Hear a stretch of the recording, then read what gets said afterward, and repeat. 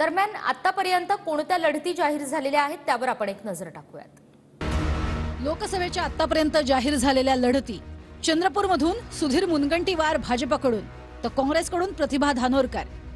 सोलापुरातून भाजपचे राम सातपुते तर त्यांच्या विरोधात लढणार काँग्रेसच्या प्रणिती शिंदे, भंडारा गोंदियामधून भाजपकडनं सुनील मेंढे यांना पुन्हा उमेदवारी तर विरोधात काँग्रेसचे प्रशांत पडोळे असणार, नागपुरातून भाजपचे नितीन गडकरी विरोधात काँग्रेसचे विकास ठाकरे लढत होणार, पुण्यातून भाजपचे मुरलीधर मोहोळ विरुद्ध रवींद्र धंगेकर अशी लढत पाहायला मिळणार, गडचिरोलीतून भाजपचे अशोक नेते यांना पुन्हा उमेदवारी तर त्यांच्या विरोधात काँग्रेसकडून नामदेव किरसान लढणार, नंदुरबारमध्ये हिना गावित यांच्यावर पुन्हा एकदा भाजपने दाखवला विश्वास तर काँग्रेसकडून गोवाल पाडवी निवडणूक लढवणार, नांदेडमधून प्रतापराव चिखलीकर यांना पुन्हा एकदा भाजपकडनं उमेदवारी, काँग्रेसकडून वसंत चव्हाण त्यांच्या विरोधात लढणार,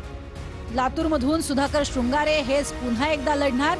तर शिवाजी काळगे हे काँग्रेसकडून त्यांच्या विरोधात लढणार।